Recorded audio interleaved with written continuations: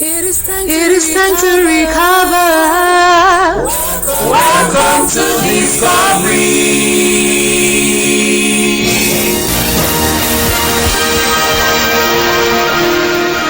If your pursuit of vision will be effective and yield positive results, then you need to have a correct and organized template you follow. Good day and welcome to Discovery. I'm Chris Ayodeji Okoye, your host.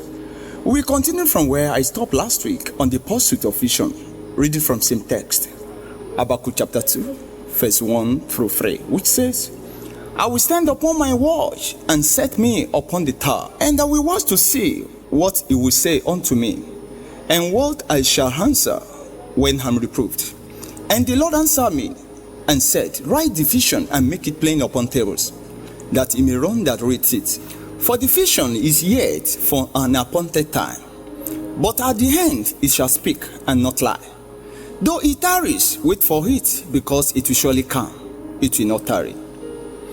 You will agree with me that what is not written down or documented can be forgotten. Same goes to the vision. Every man who desires to make a fascinating history and compelling mark in life must be ready to conceive, birth, nurture, pursue, and run with his God-given vision. God told Habakkuk to write down the vision in a specific manner that must be understandable to everyone who reads it. If others will catch the vision, that means it has to be clear to them. It must be appealing and of course beautiful and convincing. I wonder what happens to a contractor who submitted an uninviting proposal to secure a big contract from a company that others are competing for. How will he convince the investor to deliver with his unorganized proposal?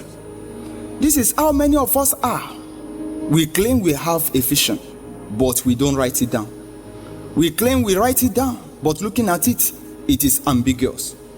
Even you yourself cannot understand it because you don't seem to recall what you've penned down. How will you now relay it to others? What you don't understand yourself?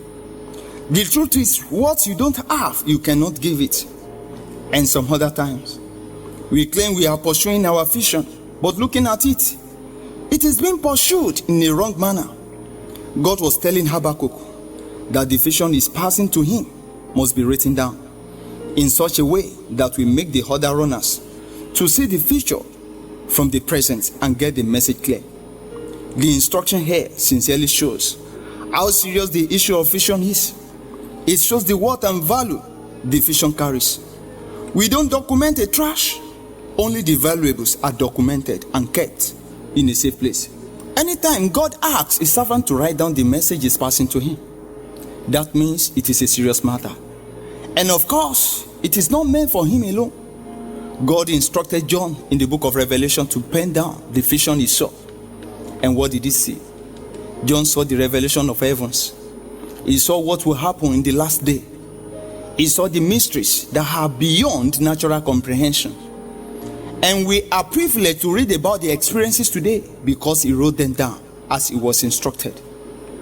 I know that you know that not all past experiences are remembered. Not all the dreams you had are remembered, except you have them documented. Why would the students have to write notes, read them, consult books, and revise what have been taught in the class before they sit for an exam or test if they must pass examination? If they don't, you and I know that they cannot remember everything that was said in the class, and that will make them fail. So if you must pursue your vision meaningfully, your vision must be written down. When do you see yourself in the next 5 years?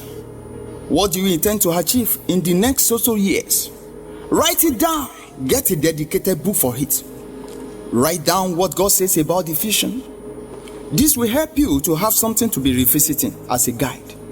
It will aid you to have a focus for your pursuit.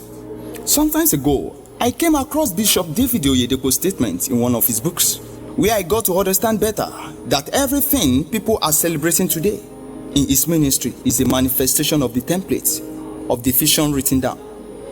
He had God clearly to be a carrier of liberation mandate through the preaching of the word of faith, and he penned down the instructions and vision as it was given. He also read 39 biographies of some selected great men and women of faith in preparation for the task. And at the due time, each becomes visible for all to see and celebrate God for it. As he achieves one, Baba moves to another level. No time to waste, no time to stay glued to a spot. That is the pursuer of vision. Every runner of vision doesn't stay at a bus stop. They believe God still has better plan for them, which is represented by the vision they carry. I want to challenge you today to get your vision from God. Write it down, make it plain, and you will see it fulfilled if you pursue it correctly. To be continued next week, but before then, please do stay safe. Be safe and always remember, without discovery, there is no recovery. Thank you for your time. God bless you. We hope you are blessed by this broadcast. Kindly reach us on +2347 0312 444 98.